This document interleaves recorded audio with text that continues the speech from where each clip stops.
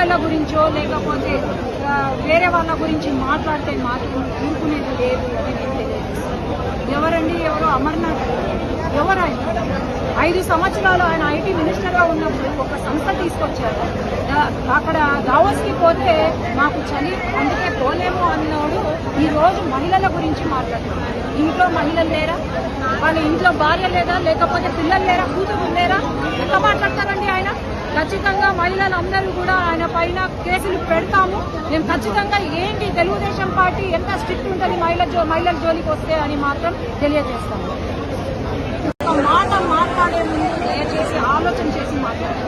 YCP నాయకులు మహిళల గురించో లేకపోతే వేరే వాళ్ళ గురించి మాట్లాడితే మాత్రం ఊరుకునేది లేదు అని నేను తెలియజేస్తాను. ఎవరండి ఎవరో అమర్నాథ్ ఎవరు ఆయన 5 సంవత్సరాలు ఆయన ఐటీ మినిస్టర్గా ఉన్నప్పుడు ఒక సంస్థ తీసుకొచ్చారు. అక్కడ దావోస్కి పోతే మాకు చలి అందుకే పోలేము అన్నోడు ఈ రోజు మహిళల గురించి మాట్లాడుతున్నారు. ఇంట్లో మహిళలు లేరా? వాళ్ళ ఇంట్లో భార్య లేదా? లేకపోతే పిల్లలు లేరా? కూతురు లేరా? ఎట్లా మాట్లాడతారండి ఆయన?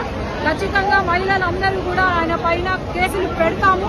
మేము ఖచ్చితంగా ఏంటి తెలుగుదేశం పార్టీ ఎంత స్ట్రిక్ట్ ఉంటుంది మహిళల జోలికి వస్తే అని మాత్రం తెలియజేస్తాము. ఒక మాట మాట్లాడే ముందు దయచేసి ఆలోచన చేసి మాట్లాడారు. వైసీపీ నాయకులు మహిళల గురించో లేకపోతే వేరే వాళ్ళ గురించి మాట్లాడితే మాత్రం ఊరుకునేది లేదు అని నేను తెలియజేస్తాను. ఎవరండి ఎవరో అమర్నాథ్ ఎవరు ఆయన 5 సంవత్సరాలు ఆయన ఐటీ మినిస్టర్గా ఉన్నప్పుడు ఒక సంస్థ తీసుకొచ్చారు. అక్కడ దావోస్కి పోతే మాకు చలి అందుకే పోలేము అన్నోడు ఈ రోజు మహిళల గురించి మాట్లాడుతున్నారు. ఇంట్లో మహిళలు లేరా? వాళ్ళ ఇంట్లో భార్య లేదా? లేకపోతే పిల్లలు లేరా? కూతురు లేరా? ఎట్లా మాట్లాడతారండి ఆయన?